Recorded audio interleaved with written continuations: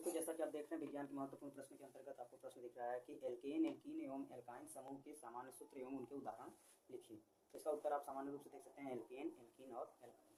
तो एल्केन का जो सामान्य सूत्र होता है वो CnH2n+2 होता है, और एल्कीन का जो सामान्य सूत्र होता है CnH2n, और एल्काइन का जो सूत्र होता है CnH2n-2 होता है। अब यहाँ पर आप देख रहे हैं कि यहाँ पर कार्बन n की वैल्यू जो होगी 1 से स्टार्ट होगी, 1 2 3 4 ऐसे, और यहाँ पर जो कार्बन की संख्या स्टार्टिंग होगी वह 2 से स्टार्ट होगी, 2 3 4 ऐसे। और यहाँ पर ऐसे ही आप देख सकते हैं, यहाँ पर भी n की संख्या 2 से स्टार्ट होगी, 2 3 4 एंड सो ऑन। ऐसा इसलिए है क्योंकि यहाँ पर कार्बन कार्बन के बीच सिंगल बॉन्ड का फॉर्मेशन होता है। जब कार्बन कार्बन के बीच सिंगल बॉन्ड रहेगा तो वहाँ पर एल्केन समूह का यौगिक होता है, और यदि कार्बन कार्बन के बीच किसी एक जगह डबल बॉन्ड हो, कार्बन कार्बन के बीच डबल बॉन्ड हो तो वहाँ पर एल्केन होता है। और इसी तरीके से यदि कार्बन कार्बन के बीच ट्रिपल बॉन्ड होता है तो ऐसे में एल्काइन होता है। तो ये हो गया एल्केन, एल्कीन, एल्काइन। एल्केन में जो होता है लास्ट में एन लगता है, एल्कीन में लास्ट में इन लगता है, और एल्काइन में लास्ट में आइन लगता है। इसका मतलब नाम से ही पता चल जाएगा कि ये एन इन आइन। इसका सामान्य सूत्र में जैसे आप लिख सकते हैं CH4, अर्थात कार्बन की संख्या जब 1 होगी, कार्बन की संख्या जब 1 होगी तो यहाँ एन की जगह हम 1 रखेंगे, तो 2 1 2 और 2 4, यानी कि CH4, यानी कि ये हो जाएगा मेथेन। जब कार्बन की संख्या 1 होती है तो मेथ होता है, उसमें एन लगा देंगे तो मेथेन हो जाएगा।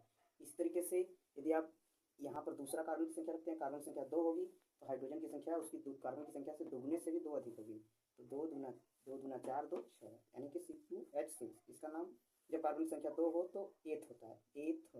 तो एथ प्लस एन यानी कि एथेन, ये एथेन हो जाएगा। इसी तरीके से कार्बन की संख्या यदि 3 होगी तो हाइड्रोजन की संख्या 3 दूना 6 2 8 होगी, तो इसका नाम हो जाएगा प्रोपेन, प्रोपेन। इसी तरीके से आप देख सकते हैं कार्बन की संख्या जब 4 होगी तो C4H, 4 दूना 8 2 10, दूने से 2 अधिक करना है तो इसका नाम हो जाएगा ब्यूटेन, ब्यूटेन, ब्यूटेन। इसी तरीके से आगे आप देख सकते हैं कि जब आप एल्कीन में आएंगे तो कार्बन कार्बन के बीच डबल बॉन्ड होने के लिए 2 से स्टार्ट होगा, तो हम यहाँ C2H4 की बात करेंगे। कार्बन जितना होगा हाइड्रोजन उसका दुगना होगा, तो C2H4 का जो सामान्य नाम हो जाएगा, ये जैसे कि ये एथेन था तो ये एथेन से एथीन हो जाएगा। क्या हो जाएगा? एथीन, लास्ट में इन आएगा, एथीन। इसी तरीके से आप देख सकते हैं कि जब C3 होगा तो H6 होगा, C3H6 का यहाँ पर प्रोपेन है तो ये प्रोपीन हो जाएगा। क्या हो जाएगा? Propene, propene.